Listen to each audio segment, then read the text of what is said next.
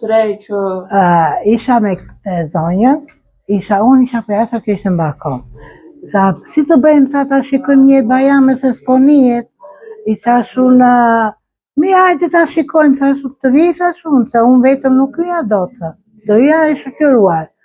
Edhe mora zonjën, edhe i kom shiu lartë katë pesë, e futëm atë për pasën, e kishim edhe frikë, edhe futa i kom shiu, futa dhe unë, edhe ajo pas me, ku e pam, ajo kishte rënë nga divani. Kishte rënë.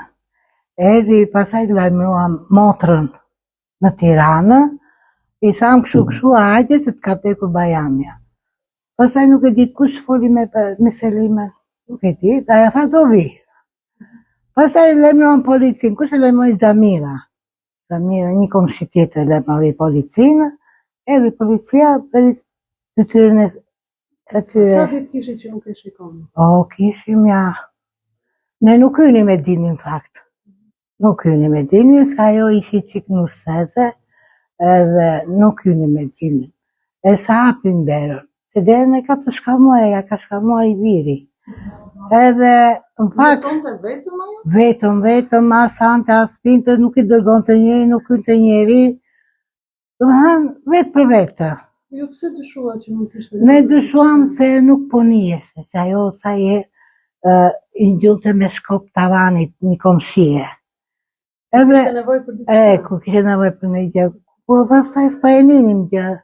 Më hajde me ta shikojmë një, si ta shikojmë, unë sy, duam veta të tërë komshit, pastaj u ngritën tërë komshit faktë, e unë të treja me këte, edhe i komshiu tjetë, e pa të dekur. Eli ambulanza, që e mërë policia, e pa i fëmjera e i shteftore tëra. Po djali ku e ka? Burg. E sa vite? Nuk e di se të nuar akoma. Në që kushte jeton të? Në vështirësi? Ishte në vështirësi ekonomike? Kulmit. Kulmit ishte. Pa nga e papirë. Ne kishim anu kërë... Ishte smur, vuan? E smur ishte, se ajo ra nga kati 4 u paralizua. Ishte smurë. Thyvi legenin ajo. Po shërbime, i bënë të dikush? As njeri vinte motra nga njerë, nga Tirana, edhe i bënë të shërbim.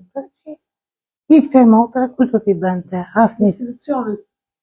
Bashkia se shërbime se të... Jo, s'keni. Bënë të dikush për të... As një vetëm a i që të pensionin. Nëse e këtë të të? Kulita. Bënë? Asif. Ta gëzosh.